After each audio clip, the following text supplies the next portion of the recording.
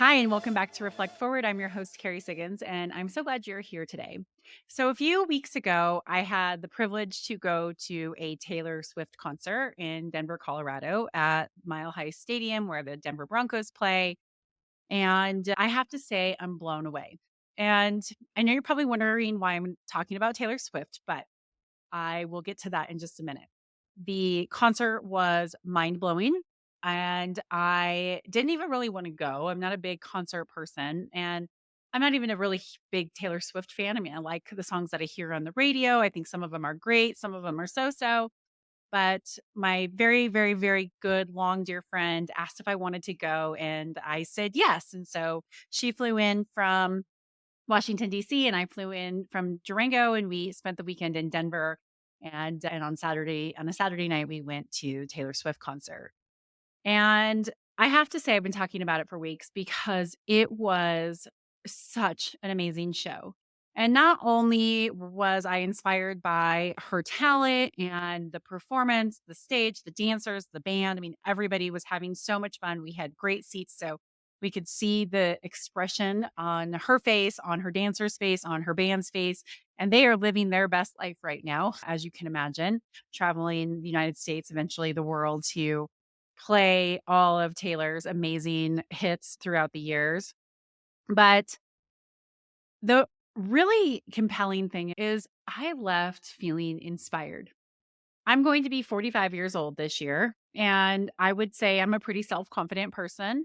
I've worked hard to get to where I'm at. I've overcome a lot of adversity and I've made a lot of mistakes. And luckily, I've had the support system and the belief in myself to get through all of those things and go for it. But every now and then I get imposter syndrome, just like I think everybody does, wondering, do I really have what it takes to grow my company into what I want to grow it into? Do I have what it takes to be a great author, be a great speaker, to move audiences, to, I don't know, to be able to make a huge impact like I want?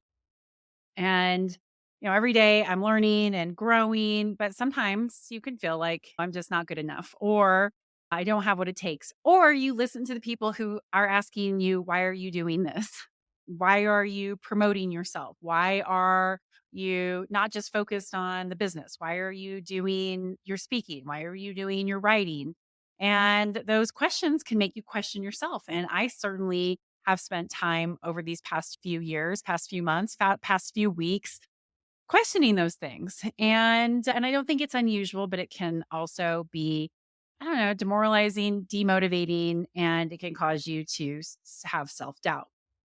So, when I go to this Taylor Swift concert and I watch her absolutely own who she is unapologetically, telling her story the way she wants to tell her story in front of 75,000 people at that particular concert, and loving every minute of it, even though there has been heartbreak and hardship and all of those things, and that she tells in her stories and her songs, she is killing it. And basically is like, if you don't like it, I don't care because I'm making an impact. I am changing people's lives through my music. I am touching people's life through my music. I am making people's lives better. I'm entertaining them through these concerts. And I finally got it. I finally got what people see in her, what so many of these young girls who aspire to be like her and who look up to her. She's so empowering. I'm 45 years old and I walked away feeling empowered. And it gives me goosebumps just thinking about it because how often does that happen to you where you hear somebody speak or talk to a mentor or your boss or see a performance or watch a movie or listen to a song that truly makes you feel like, you know what? I can do this. I can live my life. I can live the life I want. I can go after my dreams. And I can be unapologetically me, even if there are people who say, why are you doing this? Or maybe you shouldn't. Why don't you play it safe? Maybe your focus should be here. Or I don't know, maybe you're not smart enough to do something. I don't know, all the things that people hear from other people or worry about what other people are thinking and don't actually just go for it. So I wanted to share this because It was truly remarkable. If you have the opportunity to see Taylor Swift perform, do it because you will walk away a changed person. I cried a few times because she was so compelling in the delivery of her emotions, her words, her storytelling. It moved me. And it is something that I think as leaders that we want to do too. We want to move people, we want to inspire people, we want to influence people. And you can only do that when you are authentically you and you are going after your dreams. So today, that's what I want to talk about is go after your dreams. Like who knows what's going to happen in this world, right? It's crazy volatile times. So I just want to encourage you to go for it because who knows what tomorrow is going to bring. And it's always been that way. Even though we're living in crazy volatile times that we aren't really sure what's going to happen tomorrow, it's always been that way. We do not know what is going to happen in the next minute. That is why we have to live in the present and why we have to live the life that we want to live. So, if you are a person out there who has dreams and goals, which I know you are because we all have them, I really want you to go for it. So, I really want to encourage you to go for it, to live your dreams, to not be afraid. Because let's face it, we all have dreams and we all have goals. And many of us don't go after them because we are afraid. It's simply fear, fear of the unknown, fear of failure, fear of being judged. We live in a society where the norm is do it the right way. And deviating from doing it this way, doing it the right way by chasing something unconventional, that can invite criticism. It can invite uncertainty and self doubt and perceived risk. And that is daunting. But you only have this one life to live. And what I have learned by taking risks and by going after my dreams is that life is so much more fulfilling when you go for it. And I recognize that the fear is real, but what is worse, staying stuck where you're at or maybe taking that action that helps you create the life you want? So, how do you overcome this fear and gain that self confidence? Because it's usually a self confidence issue that we feel like, okay, I can't do this. I don't deserve it. People will judge me, all of those things. It starts with believing that you are worth it. You are worth it. Your potential is worth it. Look inside. Your dreams are valid. Your ambitions are worthy. You as an individual can achieve greatness. In fact, you are the only person in your life who can make that happen. Sure, there are going to be lots of people who can support you along the way, but it takes you deciding that you are going to go after it to make it happen. It takes self confidence. And to nurture your self confidence, you've got to take small steps towards your goals every day. Celebrate your victories, no matter how small they are. Embrace the journey for going after your goals. Take those steps towards your dreams because they matter. Remember, Rome was not built in a day, it takes time. I look back to starting this whole journey of developing my leadership platform. It started during COVID. I had time. I decided I was going to write a book, going to start this podcast because I wanted to have a creative outlet. And I needed that in COVID. And I decided I was going to go for it and do it. And I didn't know where it was all going to lead. But as I started to do more and more of the podcast and write more and more, and I would get feedback from people saying, "Hey, you're really making a difference. This is really meaningful. I tried this, I put it into practice, I changed my life." It became more motivating because I was realizing that I could make an impact. And I look back at where I started and where I am today, and it's amazing. And sure, there has been setbacks, and sure, I've gotten negative feedback, and sure, I've had self doubt. And yeah, it's a lot of work. And sometimes I wonder if it's worth it. But when I look at where I am today, it's amazing how far I've come. I was a terrible speaker, and now people are asking me to speak. I was a mediocre writer, like I could put words together, and now my writing is in a book. And that has only happened because I have decided to go for it. I decided to practice. I decided to take those small steps. I decided to put the work into it. And it has built my self confidence as I've been on this journey. So take action. Action is the only way forward. And if you do fail, if you go after your dreams and it doesn't work out the way that you wanted it to, one, trust in the process, right? The universe, God, whatever you believe in, sometimes throws challenges at you so that you have to learn adversity, so that you push through the struggle so that the end result becomes so much more worthwhile. Those challenges help make you stronger. They help you learn about yourself and learn about others. Don't see failure as failure. See it as a way not to do something. See it as a stepping stone, a learning opportunity. Reframe it in your mind. Think of the most successful people. They did not get to where they are today without failing a lot. And yes, maybe you think that, oh, they were an overnight success. I can promise you nobody's an overnight success. It takes hard work and it takes falling on your face and it takes taking risks and putting yourself out there and not necessarily always doing a great job or not having everybody agree with what you're saying or doing, or sometimes just like flat out like swinging and missing. But that is how we learn. Look at failure as a detour. It's a scenic route that we're on, right? And a detour, that's okay. You can learn lots of things. You can see lots of things on that detour on your journey towards your dreams. Now for the $1,000,000 question. How do you stop caring about what other people think as you chase your dreams? Great question. I knew you were going to ask because I ask myself all the time. You have to accept that you can't please everyone. And the fact is that you are living your life. You're not living somebody else's life, and somebody else is not living your life. You are living your life. There's always going to be naysayers out there, but you are chasing your dream for you. You're doing it for you. You're doing it because you know that it's going to make your life better, that it is going to make you more impactful, that it's going to make you happier, more fulfilled as a person. And if you don't do those things, then you are missing opportunities to be that person that you are inside. You're shape shifting and worrying about what other people are thinking, and you're doing it for other people. Do it for you. You are the author of your life. So, what story do you want to tell? And you need to go for it. When you get criticism, learn to filter it.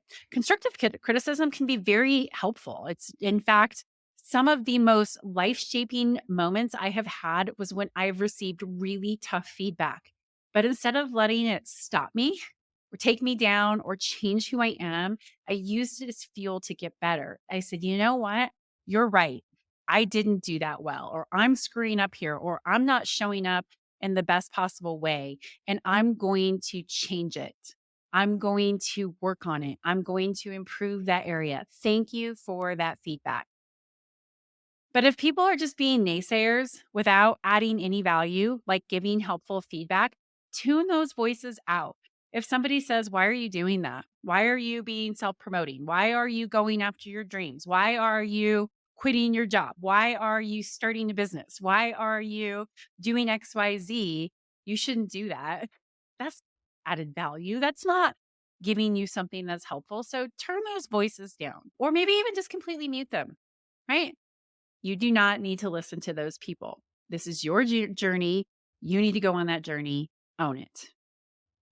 Going after your dreams requires resilience, it requires hard work, it requires a certain level of stubbornness. You're just going to do it no matter what. You have to embrace those fears. You have to build your self confidence. You have to learn from your failures and don't let others dictate your past. This road to your dreams is windy and it can be long. And maybe there's some bumps along the way. And maybe you go on that detour, but it is worth it in the end. And no matter who you are, whether you like Taylor Swift or not, channel your internal Taylor Swift. Because if you have 75,000 people night after night after night coming to cheer you on, to say, you are making an impact in my life, thank you, then you are doing the right thing. And while it might not be 75,000 people, because let's face it, most of us are not Taylor Swift, even if it's just that one person, even if it's just yourself, you're doing it for the right reasons. So go for it. Channel that empowerment, feeling like I can do this. I can empower myself to go after my dreams. All right. I will include a close up video of a clip from the Taylor Swift concert on my website in the blog post, just so you can see like, how amazing it was. Like, it doesn't matter. Even if you can't stand her music, you got to have mad respect for what that woman does to perform and literally bring people to tears. by her dancing, her singing, the way she puts the emotional expression on her face. We should all be lucky to have a little bit of that talent to move people to action like she does. Okay, I'm gonna be done talking about Taylor Swift because I think everybody is probably tired of me talking about it, but I just walked away so freaking empowered that I wanted to even do this podcast on this. All right, on to my question of the week. Comes from a friend of mine who says, "I love your book reviews, and I always like it when you tell me what books you're reading. What are you reading right now?" So I'm reading a book called Sober Curious by Ruth Warrington. Why? Why am I reading a book about being sober curious? Well, I've been on a mission to drink less. If you follow this podcast, if you remember Ron Carson, who came on at the beginning of the year, if you have not listened to the Ron Carson episode, listen to it because he is seriously a freaking rock star. He really inspired me to drink less. I was doing dry January when I interviewed him and he quit drinking several years ago. And I was like, I want to drink less too. I really don't like the way that it's become his habit, right? It's just a habit. I don't drink a lot, but I drink regularly. And I think that was part of what happened during COVID. And let's face it, we're out of COVID now and we don't need to have wine every night to cope. Well, maybe we do, but I just didn't like the way that it was making me feel. So I started reading what they call Quit Lit. So that's literature on quitting drinking or reducing how much you drink. So I really like Ruth's story. It's very inspiring. She was not an alcoholic, although I read a couple books. Dry by Augustine Burroughs is just mind blowing with just full blown alcoholism. Ruth was not that. She was just what you would call a moderate to heavy drinker, wouldn't drink more than 2 nights in a row, but was drinking really regularly. And her decision to quit drinking. And it's really inspiring because that's how I kind of am too. And Ruth's story resonates with me because it's very similar to mine. And so I love the book so far because it's filled with all kinds of ways to help you curb your drinking habits, to understand, exactly what alcohol does to you, how it affects your dopamine, the desire hormone. And if you listen to Andrew Huberman Labs, he does a podcast on what alcohol does to your mind, body, and health that everybody should listen to. But she talks about it in a really easy way to understand. And I like it. It's really good. And I'm also doing her 100-day no drinking challenge. So she has a workbook that comes along with it, which seems maybe a little bit silly, but it is an accountability buddy. And when you write out how you're feeling, especially when you, oh, I really just want that glass of wine after work, it's really helpful. So I'm actually thinking about starting a separate blog on my website just to document this 100-day journey. I've been doing it on a private journal, but a lot of people have asked me about it. So I don't know if that's something that would interest you in reading about like how I don't know, it can be done. Let me know and maybe I will put it public. So, just a couple things that I've noticed since consciously deciding to curb my alcohol consumption is that there's a lot of benefits. One, I am more energetic and clear headed. There's something called the pink cloud. So, if you do like dry January or something like that, after about 15 days, you wake up and you're like, oh my God, I feel so good. They call it the pink cloud. Not everybody gets it, but it's where everything just seems brighter in life because you have gotten all of the neurotoxicity out of you, and it really does give you this like clear headed feeling, like this fog that you didn't even know that you had in your head has disappeared. And so that's a really amazing thing. My sleep quality has improved and I love my mornings even more. I get up early every single morning to work out. But when you don't just have that little bit of fuzziness in your head because you had 2 glasses of wine that night, you feel so much better.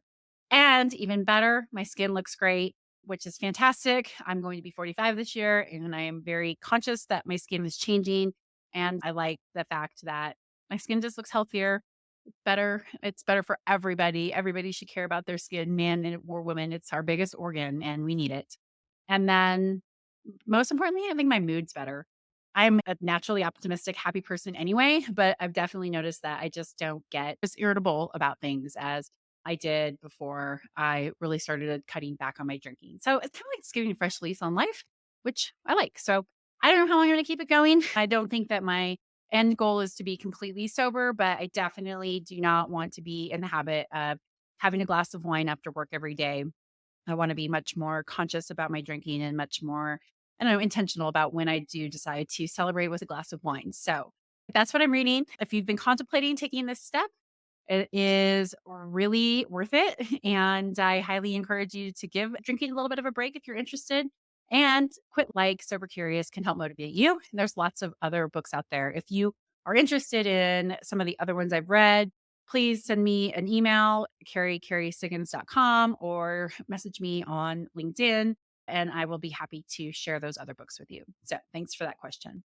All right, that's it for today. I hope that you enjoyed this episode. If you didn't, I'm sorry. I didn't want to hear about Taylor Swift. I'm sorry, but hopefully it was just inspiring for you to go after that dream, that big goal that you want in your life. Go for it. Life is too short.